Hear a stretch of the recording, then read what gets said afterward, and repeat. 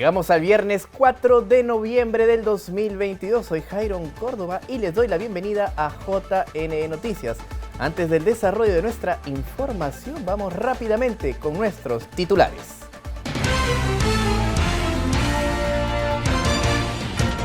Más de 1000 fiscalizadores estarán presentes este domingo 6 de noviembre en las elecciones de autoridades de centros poblados.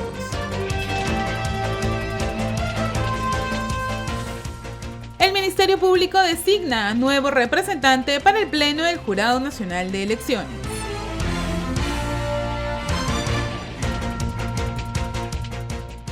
Y stand del JNE está presente en la Feria del Libro Ricardo Palma.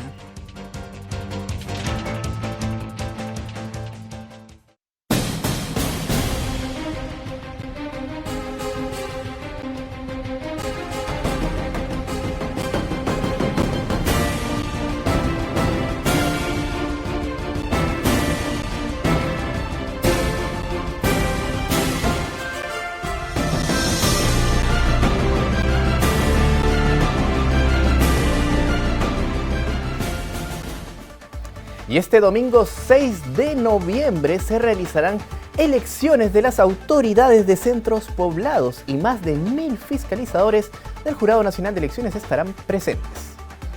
Este domingo 6 de noviembre se desarrollarán las elecciones para elegir a las nuevas autoridades de centros poblados, que se realizará con la cooperación y asistencia técnica de la OMPE, ya que las municipalidades son las responsables de organizar y ejecutar las elecciones de centros poblados. De la misma forma, más de 1000 fiscalizadores estarán presentes este domingo. Recordemos que son elecciones que son organizadas por las autoridades municipales, ¿no? El alcalde es el responsable, el alcalde provincial es el responsable de la ejecución de estos procesos electorales.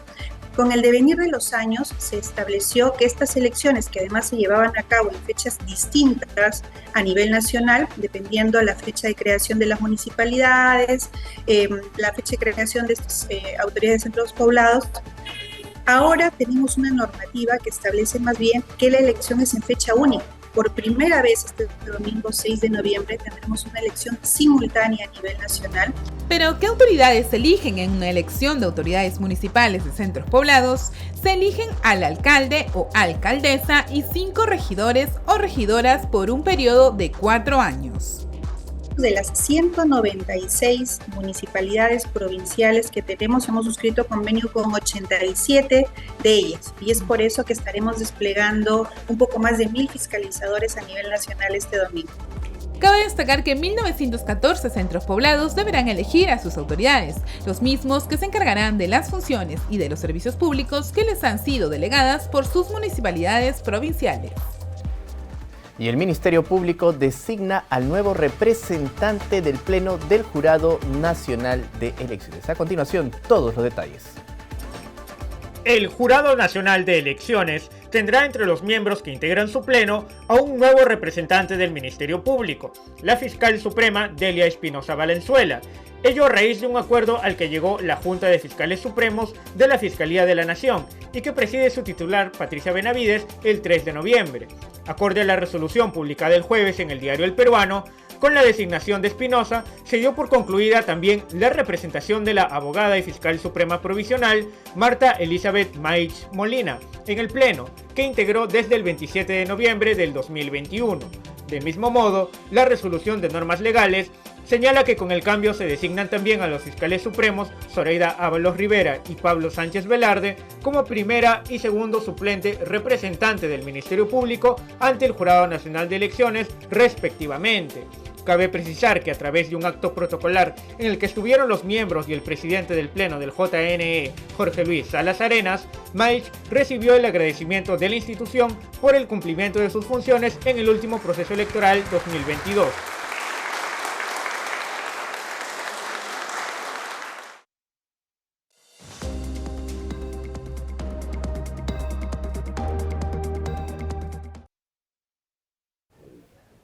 Y en este contexto tenemos información que nos trae nuestro compañero Alonso Collantes. Adelante, Alonso.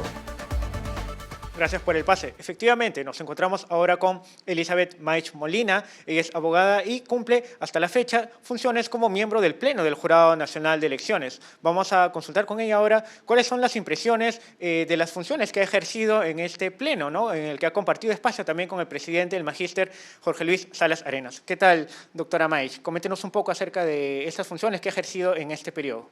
Buenos días, en principio. Sí, cumplía 11 meses de función en el jurado, en el Pleno, pero como dije en un primer momento, cuando yo llegué a la institución, al jurado, llegué con cierto temor porque para mí era desconocido, un tanto desconocida la materia electoral, ¿no? Pero en estos 11 meses y algo más, he podido adquirir experiencia en la materia. Ha sido un tiempo difícil, como todos sabemos, por el tema del proceso electoral que hemos tenido y que todavía no culmina, con cierta complejidad, digamos, porque todo proceso electoral es complejo, pero aún más, ¿no? Por la cantidad de participantes que hay. Pero me voy con mucho, digamos, mucha experiencia, mucho conocimiento ganado. Creo haber aportado con un granito de arena, conocimientos en otras materias que me han ayudado bastante, por cierto. Tener experiencia en el tema, en el área contencioso administrativo, en el área civil y procesal civil, me han servido de mucho para poder afrontar este reto que se me presentó en mi trayectoria profesional. Yo agradezco muchísimo a todos los miembros del Pleno, comenzando por el presidente, y a todos los funcionarios de las distintas oficinas, de las distintas direcciones, porque de todos ellos he aprendido algo. Entonces eso para mí es muy valioso y eso es lo que yo me llevo, y me llevo puedo decir, me llevo el afecto de la gente, y eso para mí es muy, muy importante y muy valioso. Entonces, nada, solamente agradecer a todos y a cada uno de los miembros de esta institución, que con tanto afecto me acogieron y me despiden, ¿no? Entonces, nada, simplemente reiterar mi gratitud. Gracias, abogada Molina. Otra consulta que le queríamos realizar es, ¿cuál es el balance que puede realizar usted de las audiencias, de las resoluciones que ha venido emitiendo también en conjunto con el Pleno del Jurado Nacional de Elecciones en este proceso electoral, ¿no?, de las elecciones regionales y municipales 2022? Bueno, como decía, el proceso electoral ha sido muy complejo, o está siendo todavía porque no culmina, pero quiero resaltar la importancia del trabajo en equipo cuando hay armonía, cuando hay respeto por las opiniones del otro, ¿no? Por la fluidez en las decisiones, se han tomado siempre en conjunto, siempre escuchando las opiniones y los criterios de cada uno. Entonces, realmente eso es valioso porque se llega a tomar decisiones consensuadas, bien informadas. Entonces yo creo que eso es muy beneficioso para el fortalecimiento de la democracia, porque esto al final y al cabo son decisiones jurisdiccionales que se toman en todo proceso electoral, ¿no? Por último, doctora Molina, ¿qué mensaje, doctora Maich Molina, qué mensaje le daría al próximo sucesor o sucesora en el como miembro del Pleno del Jurado Nacional de Elecciones? Es una mujer, es una dama. Nada, seguir, para empezar, es tomarle cariño a la materia, porque todos venimos o estamos para aprender. O sea, no venimos conociendo de todo, porque no somos todistas, ¿no? Pero agarrarle cariño a la materia, como me pasó a mí, ¿no?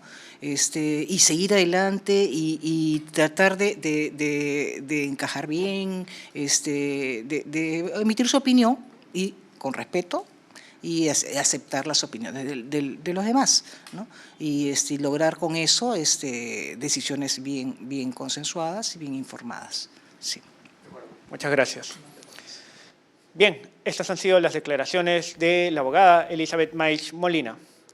Adelante, estudios. Bien importante la información que nos trae Alonso Collantes con la doctora Mais Molina. De otro lado, les comentamos que el Jurado Electoral Especial del Cusco entregó credenciales a 158 autoridades electas.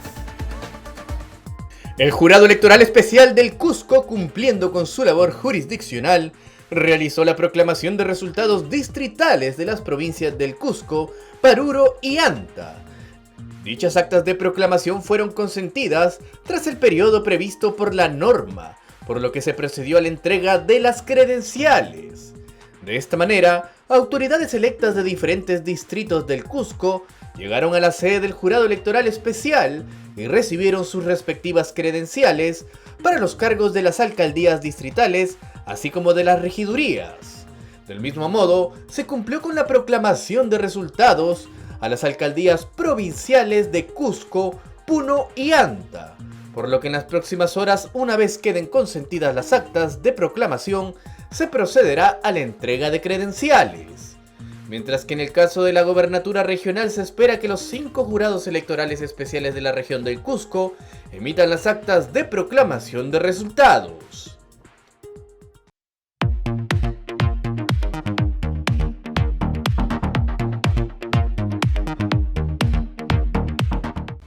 Bien, y en esta oportunidad para esta entrevista nos acompaña Andrés Calderón, quien es director de la Clínica de Libertades Informativas y además organizador de un importante evento de la quinta Conferencia de Libertad Informativa y Transparencia, a quien le damos las buenas tardes, Andrés. Buenas tardes, Jairo. Muchas gracias por la invitación. Hoy vamos a hablar de un tema muy importante que tiene que ver con la libertad de expresión y la desinformación, pero vamos a hacer un balance y este es el primer punto que quiero plantearte, Andrés, un balance acerca del tratamiento informativo de los medios de comunicación respecto a las elecciones que acaban de pasar el pasado 2 de octubre, obviamente, ¿no? Elecciones regionales y municipales. ¿Cuál es el balance que tú haces? Yo creo que ha habido un intento por hacer una cobertura más moderada, menos apasionada, en comparación, por ejemplo, con las elecciones del 2021, ¿no? Y al mismo tiempo siento que los ánimos también de los actores políticos no han tenido como objeto de discusión o de ataque a veces a los mismos medios de comunicación, ¿no? Pasamos de un escenario bastante polarizante, que fue la segunda vuelta del 2021, donde el rol de los medios fue también considerado como muy determinante en el desempeño de esa segunda vuelta y como parte de la narrativa que mostraban los actores políticos, a uno en el que más bien creo que cada uno ha respetado un poco más su distancia y felizmente no ha habido ni por un lado tanto discurso cargado, ni por otro lado tampoco Claro. agresiones o acusaciones de desinformación como ocurrió hace poco más de un año. ¿Y por qué crees tú que se da este escenario? Es decir, durante el 2021 el relato era que había un presunto fraude. Este año no se hablaba de fraude. ¿Por qué crees tú que hay esta variación, ¿no? Elecciones 2021, elecciones regionales y municipales 2022. O sea, por un lado, es natural porque, digamos, no hay una concentración de intereses tan fuerte como ocurre en una elección donde tienes dos opciones, ¿no? Donde tienes un candidato ganador y otro perdedor, y es más, suena mucho más cuando digamos, la esquina que pierde se siente un poco más empoderada para tener una tribuna que reciba ese tipo de mensaje. Y por otro lado también porque creo que ha habido una suerte de aprendizaje de varios de los actores públicos, incluyendo los medios de comunicación, de que el peligro de hacer acusaciones de fraude, acusaciones tan graves y mayor sustento, y que además han ido desmintiendo paso a paso por organismos nacionales e internacionales, ese aprendizaje ha permitido que ya no tengan eco o no sea tan fuerte ese eco de quienes hubieran aventurado quizás a hacer acusaciones tan temerarias, ¿no? Claro, pero sin embargo el daño está hecho, es decir, 2021 se puso sobre la mesa este relato del fraude, 2022 evidentemente ya no se habló de esto, los medios de comunicación dejaron de hablar del presunto fraude electoral, un fraude que nunca existió, pero el daño, como lo menciono, está hecho y el daño no solamente es a las instituciones, es finalmente a la ciudadanía, Andrés. Sí, o sea, yo creo que el daño, por un lado, es un daño reputacional que puede tener una temporalidad significativa, pero acotada, ¿no? Acotada en un determinado momento, y por eso es que ya de un año a otro no se escucha ese mismo nivel de grandilocuencia. Pero el daño a la ciudadanía creo que se genera en la sensación de desconfianza y en la sensación de que pueda normalizarse que en algún momento un candidato perdedor pueda utilizar la bandera del fraude o el cuestionamiento de instituciones vitales para una democracia, eh, y que no sintamos que eso es algo tan extraño, que eso es algo que podría ocurrir. De hecho, sin esos ribetes y de menor envergadura, estamos viéndolo que en otros países también ocurre fenómenos parecidos, ¿no? Creo que es un fenómeno sociopolítico eh, preocupante, pero preocupante no solamente localmente, sino a nivel global podemos estar enfrentándonos ante nuevos ataques a la democracia. Vayamos al momento actual. El presidente de la República, Pedro Castillo, señala que los medios de comunicación están parcializados, ¿no? Que están orientados a ciertos intereses.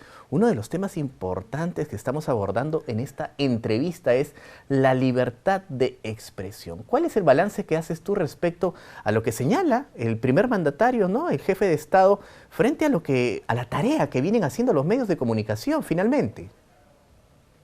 Yo creo que hay un problema grave y uno de menor envergadura, ¿no? El de menor envergadura probablemente puede ser el que efectivamente hayan algunos medios de comunicación que en su labor tienden a estar un poco más parcializados y tienden en algunos momentos a distorsionar la realidad o presentarla de una forma que alguien diría es demasiado subjetiva. Y eso afecta no solamente la reputación del medio o del periodista, sino que a veces afecta en general la confianza en el sistema profesional del ejercicio de la labor periodística, ¿no?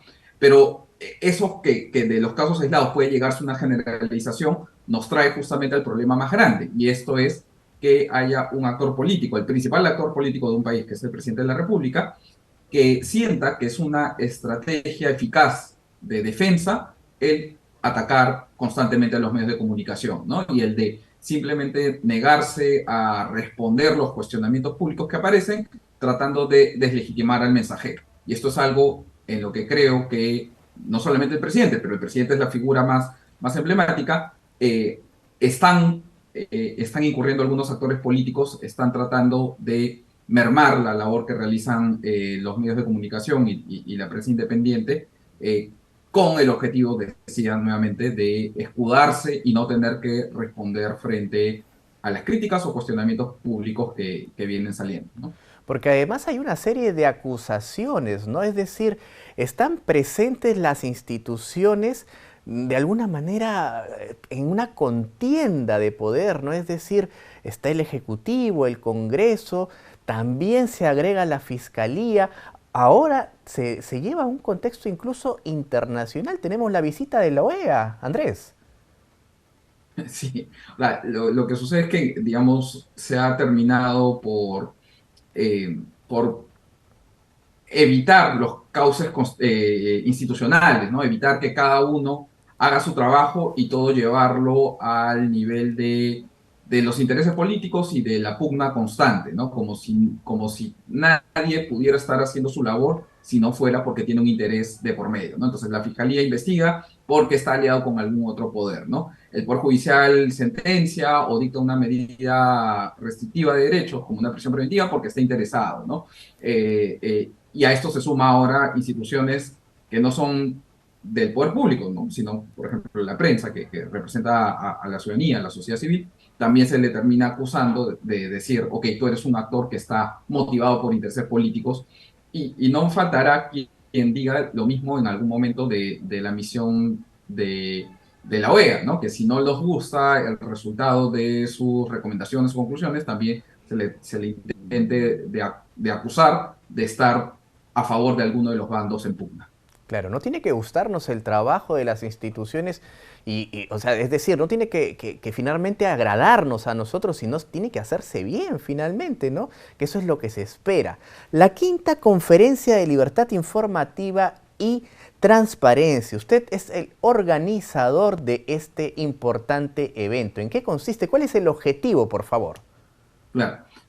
Hace 5 años se creó la Clínica Jurídica de Libertades Informativas y Transparencia, inicialmente integrada por estudiantes y profesores de la Universidad del Pacífico, y poco a poco ha sido creciendo para ampliar dentro de su comunidad a estudiantes de Derecho, de Comunicaciones, de otras universidades, ¿no? Actualmente esta clínica está integrada también por personas integrantes de la plana educativa o egresados de la Universidad Católica del Perú y de la Universidad Federico Villarreal. Y esta conferencia, que llega a su 5ª edición, lo que busca es abrir un espacio de diálogo entre comunicadores, académicos, sociedad civil y autoridades que en este año van a reflexionar sobre los cimientos, lo más básico de la libertad de expresión y el derecho a la transparencia, que estamos viendo que se encuentran precisamente en una situación precaria, ¿no? Y por eso hemos puesto 5 paneles sobre los que quisiera conversar, en los que vamos a abordar algunos elementos esenciales que están en juego actualmente del ejercicio de estos derechos fundamentales. Claro que sí. 8 y 9 de noviembre, la quinta conferencia de libertad informativa y transparencia. Es importante tener espacios de reflexión en la academia. Muchas gracias, Andrés, por la entrevista y por toda la información que nos has brindado.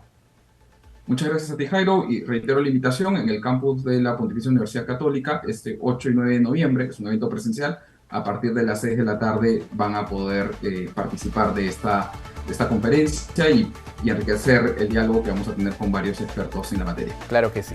Bien, es momento de hacer una breve pausa, ya volvemos con mucha más información.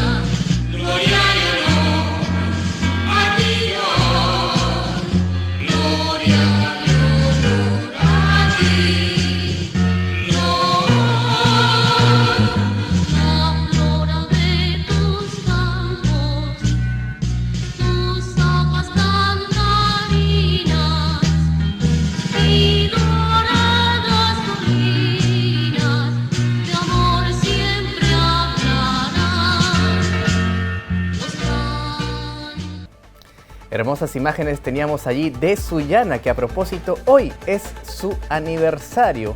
Y bueno, cambiando de tema y hablando de norteños destacados, la doctora Saraí Toledo indicó que existe una problemática respecto a la oferta política en el marco de los procesos electorales. Esta ha sido una elección caracterizada también por el desinterés local. Piura, y especialmente las zonas más marginadas en el norte, por ejemplo, como Ayabaca o Huancabamba, presentan un ausentismo muy importante, mayor al promedio nacional, de 30%. Si tú ves que candidato A o B no hacen la diferencia, deja de ser importante para ti también la elección de ellos. Lo que yo pienso es que las autoridades han adoptado una estrategia de autorrestricción. Esto quiere decir que se limitan a hacer lo mínimo posible. Entonces, solamente han limitado su trabajo a obras de grande impacto, obras donde hay un bolsón importante de votantes, no necesariamente aquello que es más importante, sino aquello que les da un rédito político inmediato. No atacan la prevención, en el caso de Piura, del fenómeno del Niño, porque no van a ver el pago por estos esfuerzos. Claro. No atacan cuestiones como la educación o la salud. Y el Jurado Nacional de Elecciones está presente en la Feria del Libro Ricardo Palma. Carolina Díaz llegó hasta allí y nos preparó la siguiente nota. Adelante. Inició la Feria del Libro de Ricardo Palma en el Parque Kennedy Miraflores. Más de 80.000 libros ofertarán y 200 actividades culturales que van hasta el 20 de noviembre. El evento cultural, impulsado desde 1972, llega a cumplir 50 años, acompañando al público lector, y el Jurado Nacional de Elecciones está presente con sus principales títulos en materia electoral. Para el Jurado Nacional de Elecciones es muy grato estar aquí, ya que la presencia del máximo organismo electoral en nuestro país, en cada feria internacional, como la Feria Ricardo Palma, proyecta la imagen institucional al público a través de las investigaciones que en forma de libro llegan a un público general. Cabe resaltar que este lunes el JNE presentará el libro en la Feria Ricardo Palma denominado Para entender el voto popular de la Central de Operaciones del Proceso Electoral. Títulos y los precios rebajados podrá conocerse la historia de las elecciones en el Perú, que ya en una edición renovada aparece al público, o el libro sobre Zoila Aurora Cáceres y la ciudadanía femenina de Sofía Pachas Maceda, que se presenta en esta ocasión al público nuevamente para que conozca el derrotero de la lucha femenina por la ciudadanía. Quienes desean asistir podrán hacerlo de manera gratuita desde las 11 de la mañana hasta las 10 de la noche en el Parque Kennedy en el distrito de Miraflores. Asimismo, tendrán acceso a todas las actividades familiares, infantiles, juveniles y shows musicales preparados en esta edición.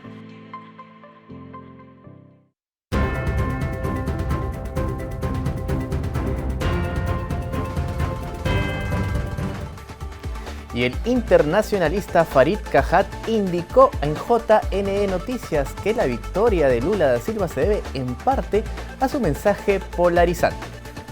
Lula, más que defender su gestión, aunque sí hizo eso, lo que dijo fue, y había algo de verdad en ello, esta es una elección entre democracia y autoritarismo. Claro. Y eso es lo que lo ayudó a ganar más que ser un hombre de izquierda. Nunca nadie, desde el retorno a la democracia, si no me equivoco, ha tenido mayoría parlamentaria propia en Brasil. El Parlamento en Brasil siempre es más variopinto de lo que el voto presidencial sugiere. Por ejemplo, el PMDB, el Partido Movimiento Democrático Brasileño, es un partido que nunca tiene candidatos presidenciales con posibilidades de éxito, pero siempre es una fuerza importante en el Parlamento. Entonces, cuando uno ve los más de 500 diputados que tiene el Parlamento brasileño, ni Lula ni Bolsonaro tenían por sí solos siquiera 100 de esos parlamentarios. Lula tiene poco más, cerca de 90, y Bolsonaro tiene poco más de 90, lo cual quiere decir que hay más de 300 parlamentarios que, si bien en su mayoría son de partidos más bien del centro hacia la derecha, son partidos que están dispuestos a transar. Lula consiguió mayoría parlamentaria haciendo acuerdos con esos partidos. Lo mismo hizo Bolsonaro. Tanto Bolsonaro como Lula han recurrido a malas artes para lograr mayoría parlamentaria, pero ambos la lograron. En el marco de las elecciones de medio término, el bloque republicano busca ganar el voto latino en Estados Unidos. El martes 8 de noviembre se realizarán en Estados Unidos las elecciones de medio término, comicios que se realizan cada 2 años a mitad del mandato de cada presidente norteamericano, en esta oportunidad en la administración de Joe Biden. En este proceso, en el que participan los partidos demócrata y republicano, el último bloque ha ido ganando terreno en el bloque de electores latinos en Estados Unidos. Este sector de la población apta para votar alcanza los 34 millones de habitantes. Ello a raíz de las propuestas que han hecho sobre la economía del país, tema de interés para un 80% de la comunidad latina, según un estudio del Pew Research Center. Ello además en un contexto de crisis del costo de vida y la inflación. Por otra parte, los demócratas se han centrado en políticas de enfoque social como la legalización del aborto, dejando en segundo lugar el aspecto económico. Cabe precisar que los ciudadanos tendrán la oportunidad el martes de elegir a los 435 funcionarios que ocuparán la Cámara de Representantes de 50 estados, así como a 35 representantes de los 100 miembros del Senado. Quienes resulten elegidos el 8 de noviembre asumirán sus funciones el 3 de enero de 2023. Y tenemos información internacional también en este contexto, luego de que Elon Musk, propietario y nuevo CEO de Twitter, enviara una carta a todos los empleados informando que cerca de la mitad de las 7.500 personas que actualmente trabajan para la empresa perderían su empleo desde este viernes 4 de noviembre, desde hoy. Los trabajadores de la compañía emprendieron una demanda colectiva contra su actual gestión. En la demanda alegaron que los despidos masivos previstos violan una ley federal que exige se avise con 60 días de anticipación a la planilla sobre todo este tipo de acciones. Por su parte, el director financiero Ned Segal y el jefe de política Vijaya Gate mencionan que la ley de ajuste de trabajadores y notificación de recapacitación de Estados Unidos obliga a las grandes firmas a notificar a los trabajadores con 2 meses de antelación los recortes que se planean realizar a la planilla. De otro lado, Corea del Norte y del Sur en tensión por intercambio de misiles.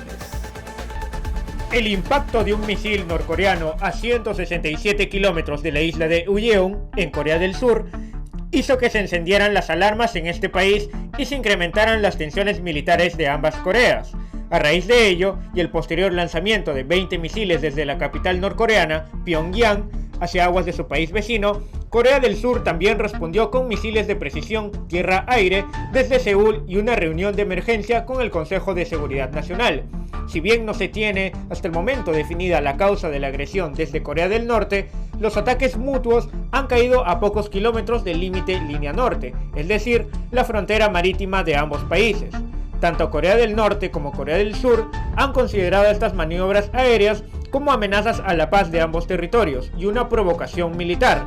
Según agencias internacionales, además, los lanzamientos son una respuesta a las últimas coordinaciones y simulacros aéreos existentes entre Corea del Sur y Estados Unidos.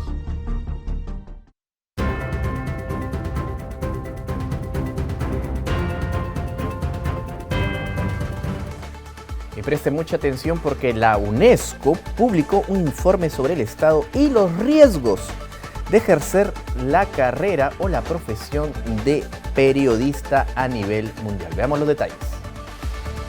El reciente informe de la UNESCO publicado el miércoles y titulado "Conocer la verdad es proteger la verdad" reveló que un 86% de asesinatos de periodistas a nivel mundial quedan sin condenas o sanciones. Ello a propósito de que el 2 de noviembre se conmemoró el Día Internacional para poner fin a la impunidad de los crímenes contra los periodistas. Del mismo modo, el balance hecho por la UNESCO informa que 117 periodistas fueron asesinados en el periodo 2020-2021. Asia y el Pacífico tienen así el mayor número de víctimas, con 45 periodistas fallecidos, y América Latina y el Caribe, 38. Asimismo, México, Afganistán e India son los países que figuran con el mayor número de decesos de periodistas en 2020 y 2021. La tasa de casos resueltos subió levemente en un 3% del 2018 al 2022 y un 78% de los asesinatos ocurrieron en los domicilios de los periodistas o mientras se trasladaban, por lo que los niveles de seguridad pública también han disminuido, según el informe. Cabe precisar que los índices de peligrosidad no han disminuido lo suficiente para que los profesionales puedan desempeñar el periodismo de investigación con condiciones más estables a nivel internacional. Bien, no tenemos tiempo para más. Este domingo se realizan elecciones para las autoridades de centros poblados. Recordemos que más de 1000 fiscalizadores estarán presentes ejerciendo su labor. No quiero despedir esta edición central de JN Noticias sin saludar a todos los suyaneros por su aniversario. Felicidades. Los dejamos con imágenes de nuestra gastronomía.